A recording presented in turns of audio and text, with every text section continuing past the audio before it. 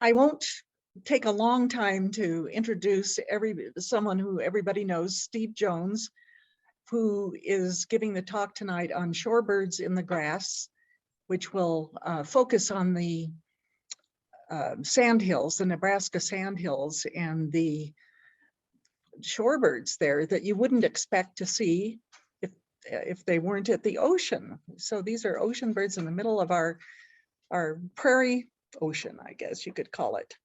So, and you all know Steve and his books and his field trips, his classes. I'm sure you've all participated, or many of you have, in those. And he has a new book out, and it's published by the University of Nebraska Press. Is that right, Steve? Mm-hmm. And it's called Nourishing Waters and Comforting Sky. And it's about these sandhills and the birds that are there. These well, it's based on my 350 nights camping out it alone at a somewhat remote Sandhills wildlife area, which I call Pine Lake, but most of the people in the audience know its real name. I mean, its other name, but I can't tell you. I'm pledged to secrecy, but you can find it if you want.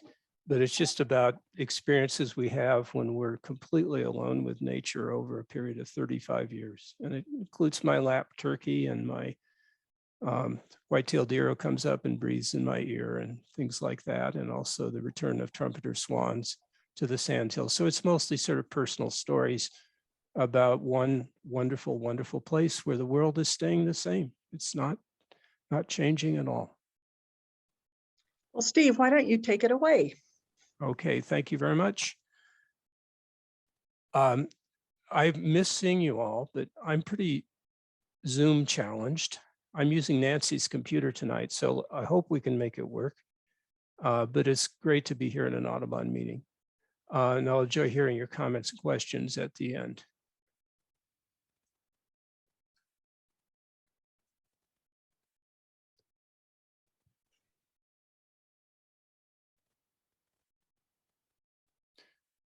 Well, we all see shorebirds by the ocean, and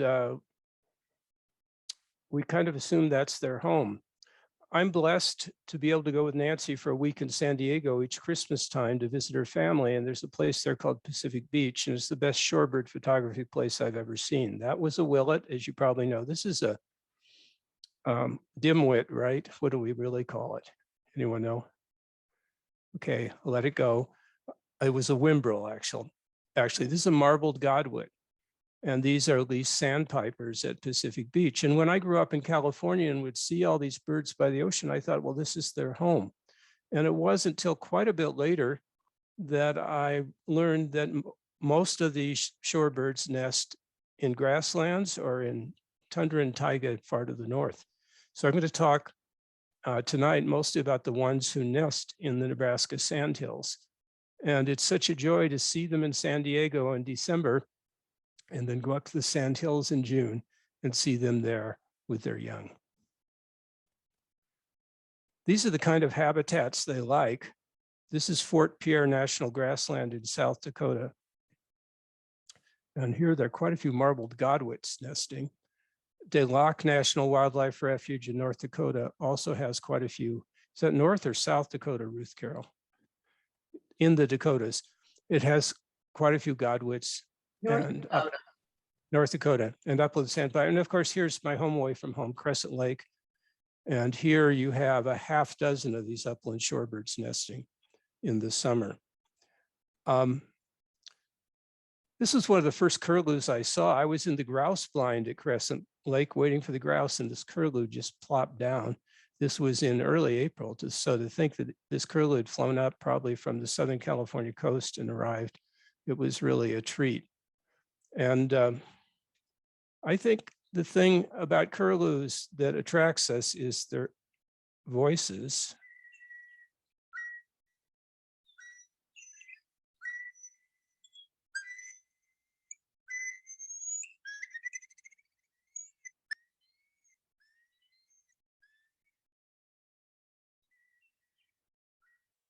For me, that's just sort of the sound of wildness. and beauty. And I love hearing it each spring. Here's their distribution. As you can see, they winter usually to the south on the southeastern US coast, and then on the California coast all the way down to Costa Rica, or almost to Costa Rica. And then they fly up. They tend to follow the coast, and then they cut over into the grasslands.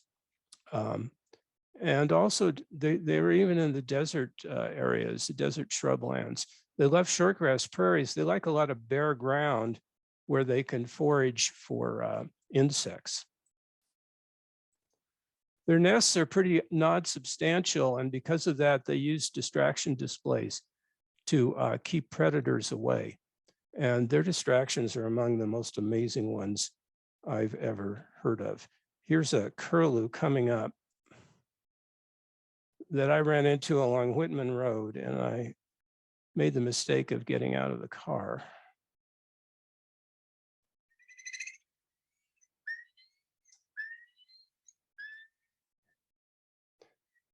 So here it is taking off, and then it's getting into its flight pattern, and they'll circle around, and sometimes they have helpers. In this case, there were the two adults, but there was another helper, and here we go. And you could see where it's heading.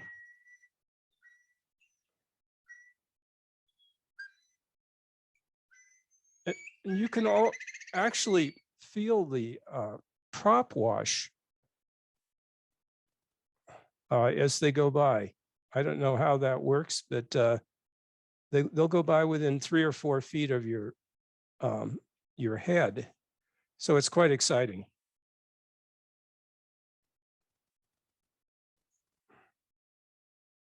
Our next species is also known for its voice. Oh, I'm sorry, I'm on the wrong part of the slideshow. Oh, this is Audubon's famous painting of the Eskimo curlews. And I wanted to say that the long-billed curlew seems to be doing fairly well in North America. It's declining, but in the Sandhills, it seems to be doing quite well. But other curlews are not. One that's in big trouble is the slender-billed curlew, which nests in peat bogs in Siberia, and they have not been seen since 2007. The far eastern curlew is down to 30,000, and these are Eskimo curlews painted by Audubon. And they nested by the millions in the Arctic tundra of Alaska and Canada before the market hunters began to eliminate them. And they were killing 2 million per year during the late 1800s. And grasslands began to be plowed under, and then the death knell was the extinction of the Rocky Mountain grasshopper, which was their main migratory food supply. So they've been listed as critically endangered now for 60 years, and they haven't been seen or photographed for 16 years. That's a really sad story. While American market hunters were killing off the Eskimo and long-billed curlews during the 18th and 19th century, writers throughout the British Isles celebrated the courage and beauty of the Eurasian curlew. An 18th century Scottish poet, Robert Burns, exulted, "I never heard the loud, solitary whistle of the curlew in a summer noon without feeling an elevation of soul, like the enthusiasm of devotion or poetry." And then Michael McCarthy wrote simply, "If we lose the curlew, we lose the sound of the British wilderness." I think I would say the same thing for the Sandhills. More than any other sound, the cry of the curlew, which reminds me of the wind and the surf and nostalgia for lost places, evokes the lingering elements of wildlife in our vanishing prairies. And when I'm camped out at Pine Lake at night and I hear the curlews crying in the pines behind my tent, it gives me a feeling of hope that there's some wildness left in these fragmented landscapes. Okay, here's the other one that is so celebrated for its voice. Who knows what this is?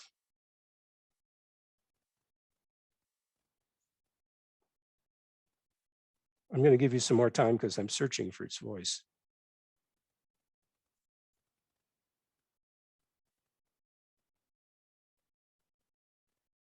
Well, this upland sandpiper perched on a pole at Crescent Lake National Wildlife Refuge, besides being, I think, the most elegant bird I've ever seen and one of the most courageous, has probably completed a 4,000 to 6,000 mile flight from South America to get there. And if you were at this pole the year before, you probably would have seen the same bird or its parents perched on that pole. So some of them fly round trip 12,000 miles. And they use the stars and a little bit of sun. They mostly fly at night. And they make this journey all by themselves, all the way from Argentina up to the northern Great Plains.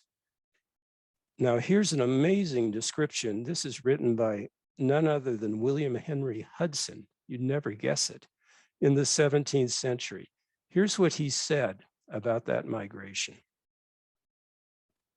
Lying awake in bed, I would listen by the hour to that sound coming to me from the sky, mellowed and made beautiful by distance and the profound silence of the moonlit world, until it acquired a fascination for me above all sounds on earth. It was this sense of mystery it conveyed, which so attracted and impressed me, the mystery of that delicate, frail, beautiful being, traveling in the sky alone, day and night, crying aloud at intervals as if moved by some powerful emotion, beating the air with its wings, its beak pointing like the needle of a compass to the north, flying, speeding on its several thousand-mile flight to its nesting home in another hemisphere. So how can you not fall in love with upland sandpipers? And here you see that distribution with the blue in Argentina and extending all the way up into Alaska. But what they really love are the tallgrass prairies of the central and northern Great Plains. And they're really at home in the Nebraska Sandhills. Again, I think they're among the most beautiful creatures on earth. They're only a foot tall. I think they're among the most courageous. The Blackfoot simply called them bird whose young are never seen. They're very adept at escorting their young through the grass. And their nests are shielded to an extent by grass, but they're also out in the open. So again, the upland sandpipers have to use distraction displays as well. And we just lost my presentation, everyone. Help, Sandra. We can see it still, Steve. Just close this window here. I'm not sure what window you're seeing. We're still seeing the picture of the eggs. Yeah, I'm off it completely. But Okay, we're I not. can see. Yeah. Are you okay? Can you see it? Yeah, I can I see think your I little cursor accidentally moving. right-clicked. So these curlews are courageous and they're vulnerable, and you have to be careful. So when you see one doing this pose, I've learned the smart thing to do is leave. I saw this female posing like this and looking at me out of her eye, her dark eye.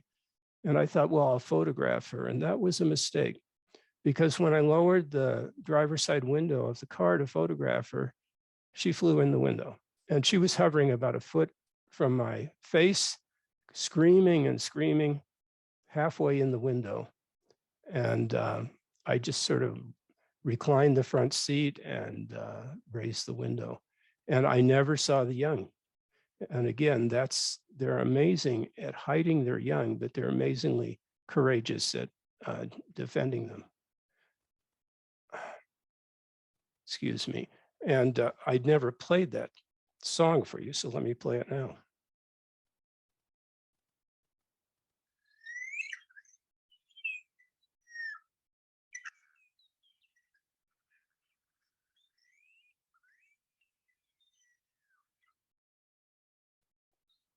So that's what William Henry Hudson was describing. Amazing sound. Now you'll notice this is the same pose, but it's a different bird. This is a willet. So she's guarding a young, and it's actually the exact same spot on the Crescent Lake Road. And I never learned my lessons, but she just stood there, and then this came out of the grass. Wow. She just had the one chick, but then she got upset. So she flew to a fence post and started screaming at me. I'm sitting in the car here. I'm not getting out of the car. And then she did this lovely distraction display. And then you can really see her true colors when she does that. So willets are creatures of the northern hemisphere, and you'll see they really like shortgrass prairie and wetlands in dry desert areas. And they don't migrate that far south, and they're doing great. They're increasing throughout North America. Well, I love these guys the best. They have such attitude, don't they? There's sort of this preacherly pose. Of course, this is a marbled godwit. Here are 3 sleeping at Pacific Beach in San Diego. I don't have any pictures from the Sandhills. I've only seen one nest, but this gives you an idea of how the birds forage. They have those really long beaks for snaring clams and other crustaceans. And here's their distribution. You see, this one's really interesting. So these guys are going all the way down to Costa Rica. They winter as far north as Vancouver and as far north as New Jersey. And then they only nest in these small areas on the northern plains. This would mostly be tallgrass prairie in the center. I don't know what the area next to Hudson Bay is, but it must have a lot of grass. Well, we all know avocets. There are lakes in the Sandhills where you can see 500 avocets in May on one morning. I mean, fairly small lakes. They just love it there.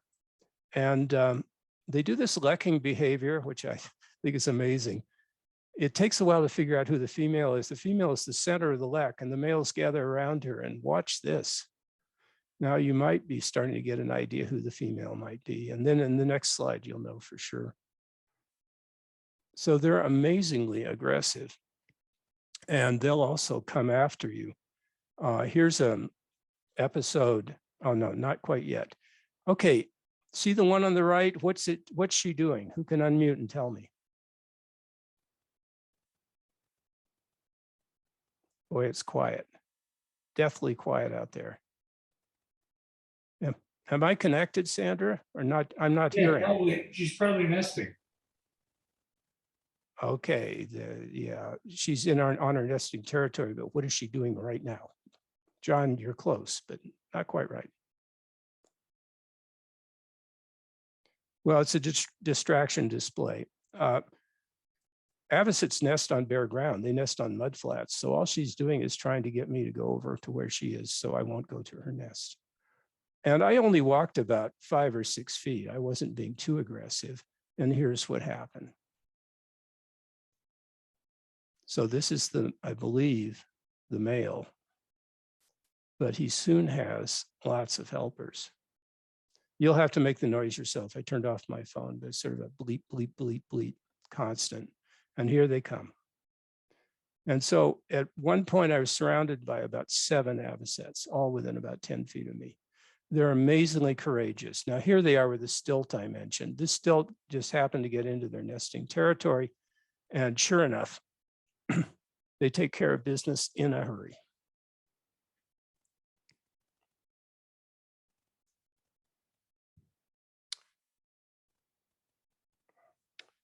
So those are the avocets. And here's the stilt. Now, stilts are new to the Nebraska Sandhills. They're increasing rapidly throughout North America. I can't tell you why, but I think it's protection of wetlands, Wetland Protection Act, because they actually nest in the wetlands. So they're not really shorebirds in the grass. They're shorebirds in prairie wetlands. But you can see they have pretty substantial nests because they have to be protected against rising water. And their distribution is pretty crazy. They like wetlands, but they like wetlands in dry areas. And again, I've read their species account, and I can't remember why they're not in the center of the continent. We'll have to look that up. Well, some of the shorebirds in the Sandhills don't like grass at all. This is a piping plover, the most endangered bird in Nebraska. It's a federal threatened species. They will only nest on bare sand.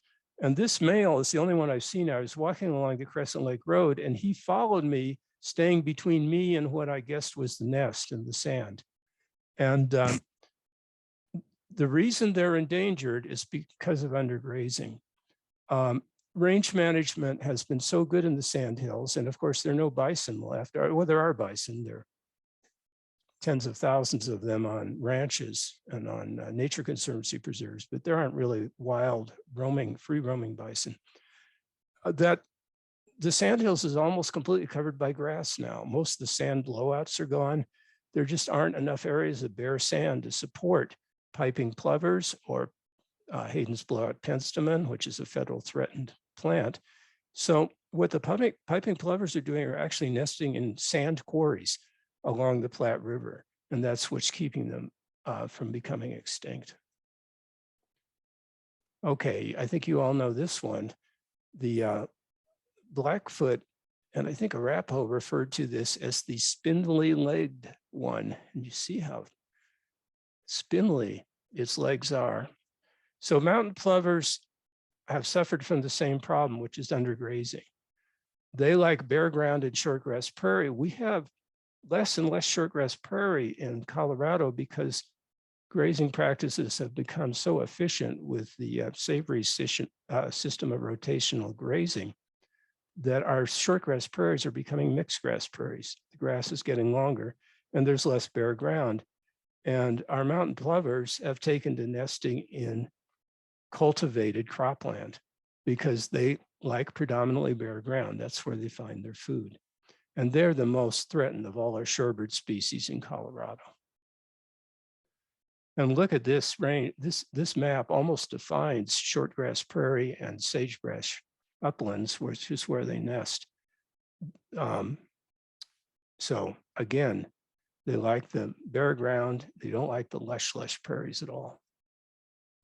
Well, I just wanted to talk about herons a little because there's so many great herons in the Sandhills. You know these white-faced ibis. This was a flock of 80 I found at Valentine National Wildlife Refuge in May. And, you know, we think of them as being black. We always see them in the distance, but they're so gorgeous. The maroon feathers and these iridescent green feathers on their wings are really stunning. If you just sit in your car and wait, they'll eventually come around. And they nest in cattail marshes and tallgrass prairies adjacent to cattail marshes. We all see bitterns in Boulder County, but just last spring, I saw 5 bitterns in one meadow along Whitman Road. Lakota referred to this bird as the bird whose beak points to the sun. And of course, that's its way of trying to blend in with the cattail surroundings, although it doesn't work too well when they're out in the open like this. They're doing very well in the Sandhills. They seem to be thriving. During 2017-19, most of the Sandhills received 150% of average precipitation. I think it was the wettest 3-year period in the last 100 years. And this is what it looked like on the road to Crescent Lake. But as you go farther, you start to see scenes like this. And there were actually areas on this road where you had to drive through 200 or 300 yards of water. The road was just invisible. But I found out it was perfect for photographing all the shorebirds. I think they like to be out there because the water's clear and they can see the invertebrates better, but they're out there in spades.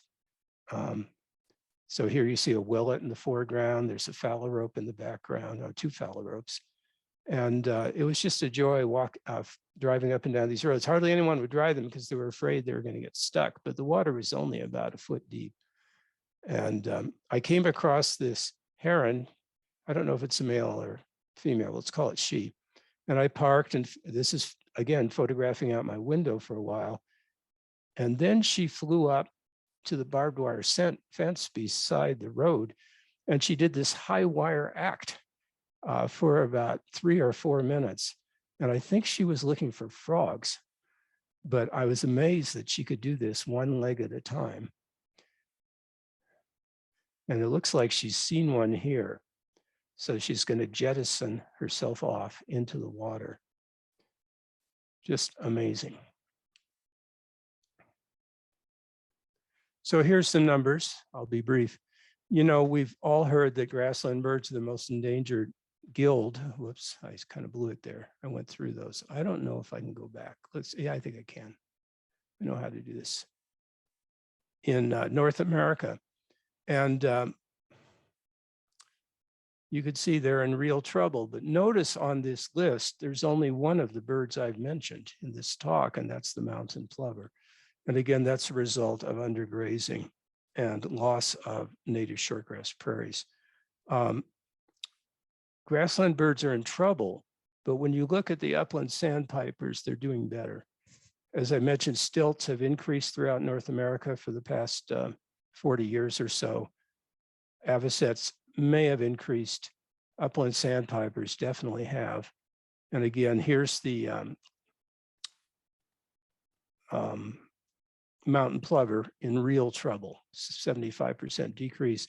The godwit and the willets seem to be decreasing some.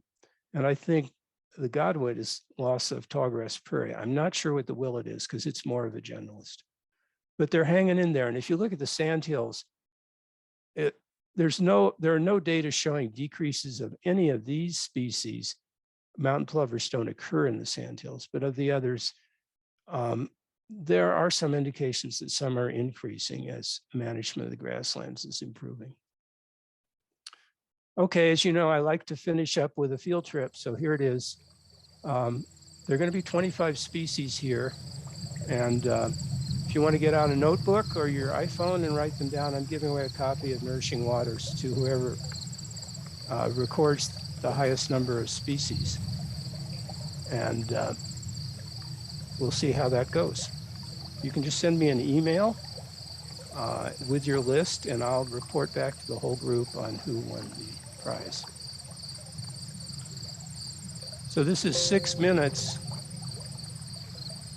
This is a 6-hour field trip on the Blue Creek and Pine Creek drainages in the Western Sandhills, and this is condensed into 6 minutes. So just sit back and enjoy the view, and if you want to write down the bird species, go ahead.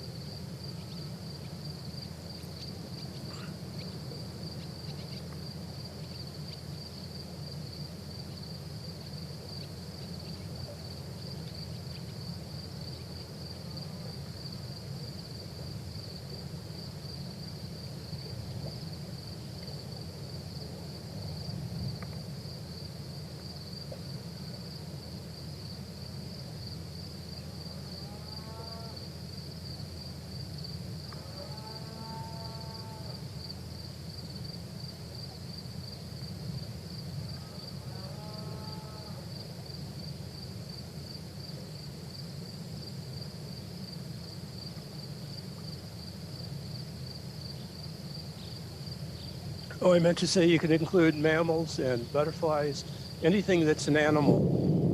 We're not going to worry about the plants. Just enjoy the thunderstorm and list the animals.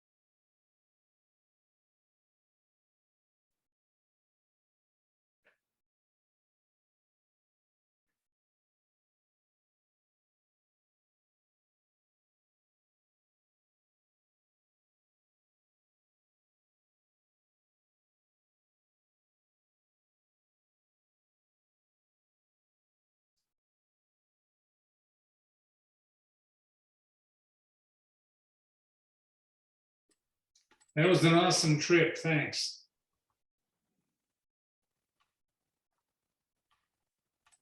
Thank you. I just have to turn this sound down. I'm blasting you with this sound, so let me do that. Lodi says in the chat, incredible photos. Thank you. Our 9-year-old stopped by and said, wow. Well, thank you. You know, the two reasons I think there's 3 reasons I spend so much time in the Sandhills. It gives me hope to be in a place that's natural and getting more natural as time goes on and where things work. I love the solitude. That road from Oshkosh to Crescent Lake. I know many of you have driven it, but I've driven all the way from Oshkosh to Lakeside some mornings and not seen another car. That's 55 miles. And I love the light. I just love the glowing light, especially after the thunderstorms rumble through.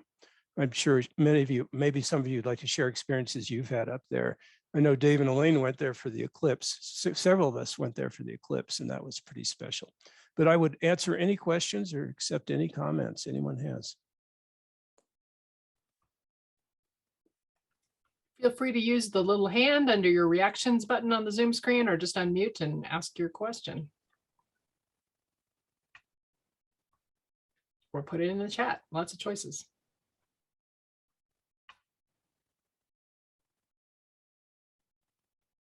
Don't be shy. This is a strange situation, but anything you think of, and there are no stupid questions, so only good ones. I have, can you hear me? We can. Yeah.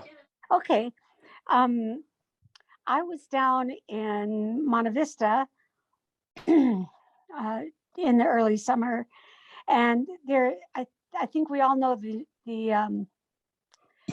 the protection area there. If you go in and then around the corner, there's a nice lake with a pond, and you've got a viewing place where you can stand and view that area, if you know where I'm talking about.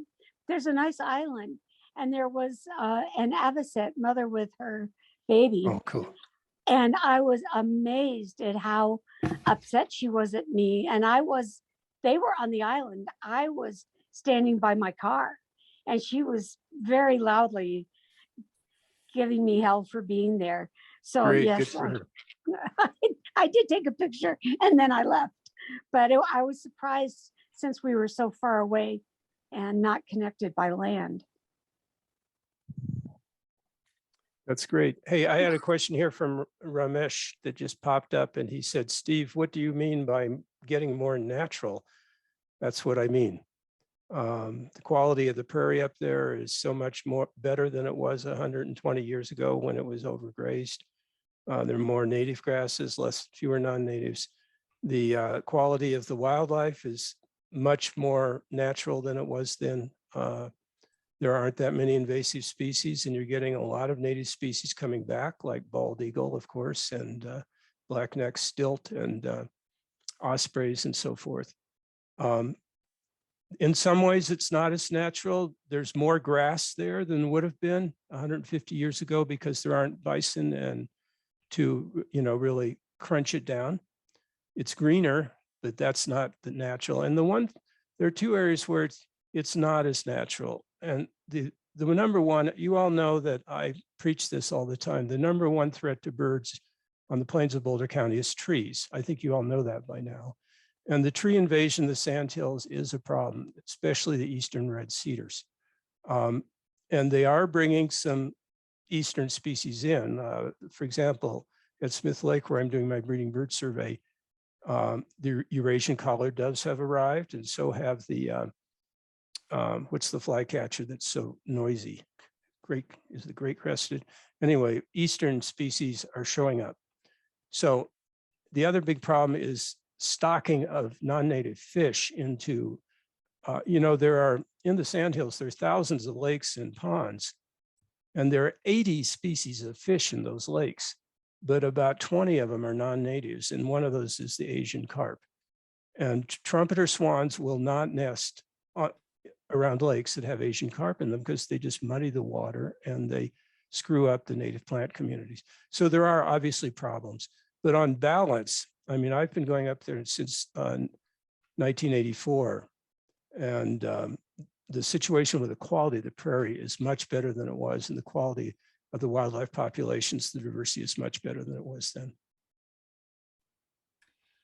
Folks, I'm going to share a slide that has information about the book in case you're interested in getting that. And there is a question for you, Steve, in the chat about what was the brown-headed shorebird?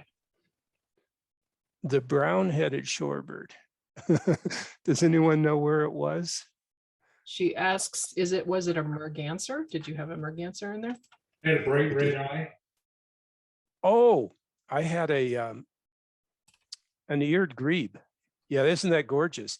Eared grebes, they have red eyes, yeah, and they build floating nests, and they actually attach their nests to the bottom of the shallow ponds. And they're one of the sort of charismatic species of the sandhills. Other questions? Paula asks, how is the trumpeter swan population doing?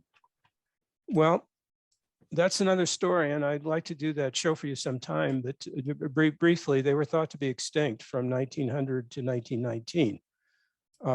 Market hunters just wiped them out throughout North America, and ecologists were actually, giving memorial testimonies to the trumpeter swans. And then in 1919, some people exploring in Red Rocks wildlife area in the Yellowstone Basin saw it 12 to 15. And the reason those trumpeter swans survived is they were non-migratory because the hot springs enabled them to stay there year round. So they hadn't been shot. And since then, there have been all sorts of reintroductions. Now there are 65,000 trumpeter swans in North America. And in the Sandhills, there are about 1,000. So I was talking to Chris Patrisso. He went up to Valentine National Wildlife Refuge just last week. And he said on Whitman Road, from Arthur to Whitman, he counted 83 trumpeter swans. And at Arthur County Swan Lake, I've counted 55 on one day. So this time of year, they're staging on lakes that have lots to eat. And then they spread out and nest all over the sandhills. So yeah, they're doing extremely well.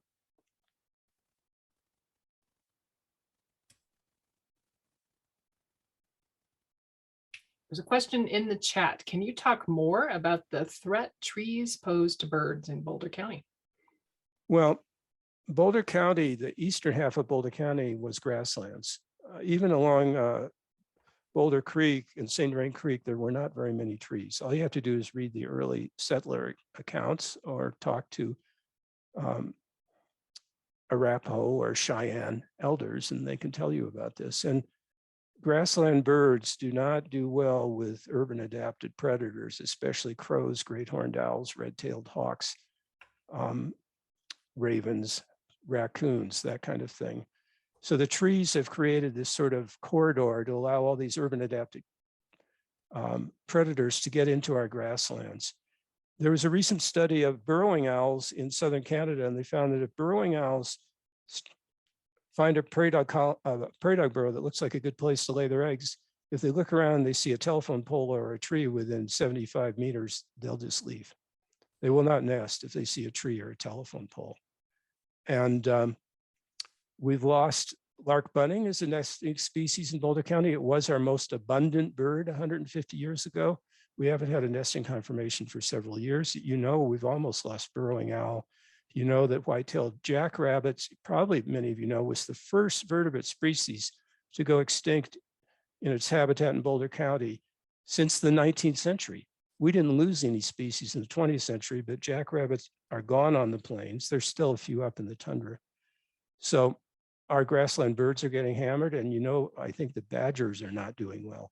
So I always say on Earth Day, the best thing you can do in Boulder County is get out and cut down a lot of trees. Even in the mountains, we have way too high tree density, and that's not good for our mountain birds either, especially the old growth forests. The birds that depend on old growth, they don't do well in these pole stage forests. And think of the black bears. They need mountain meadows where they can forage for wild fruits and dig for gophers and things. And so all over Boulder County, we'd be better off with fewer trees and more natural forests where the forests are growing.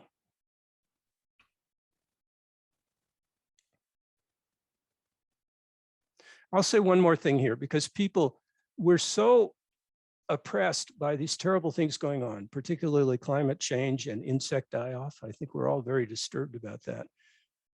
And also when we have droughts and fires, and we see those things as driving other things we're seeing. I've done about 50 breeding bird surveys over the years, over 40 years, and some of them have been long-term. The one at Smith Lake is 24 years now. And I have to tell you, it's habitat change that's driving most of the things I'm seeing. Why do you think there are suddenly ovenbirds in Boulder County? Have any of you noticed that? I mean, when I moved here, no one would even think of reporting an ovenbird. They just laugh in your face. Now, Sandra, where you're doing your eco-steward study in Upper Shanahan Canyon there, I think you've seen ovenbirds, heard them 9 years in a row. Isn't that right? Something like that, yeah. And ovenbirds are now becoming a fairly common species in our foothills. They're species of eastern deciduous woodlands. And it's because we removed cattle. That was good. But we also removed the bison, right? We eliminated the herbivores that were trampling the shrubs. And we've created this nirvana in our foothills canyons, which I love. I think it's beautiful, but it's not the way it was before European conquest. So when we see these sudden changes, it's usually habitat alteration. And on the prairie, it's often conversion of grassland to crops or invasion of trees.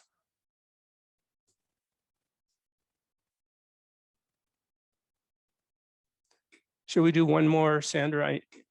This is just different for me. I don't know. Of course, people can drop out, but should we do one more and then just have Yeah, a group folks, comment? if you have other questions, pipe up. I think we've handled most of the ones in the chat. Anybody have, there's a lot of compliments and a lot of people are just enjoyed the beauty of the show and the sounds and so on. So I think people are feeling contemplative. I'll say one more thing. For those of you who haven't been to the Sandhills, get the Atlas of Nebraska and find the most obscure roads you can. They're all public roads. Get off as far as you can and just get out there on your own. And the times I like to go the best are May and June and August through October, when it's less windy those months. Take your windbreaker though. To be sure.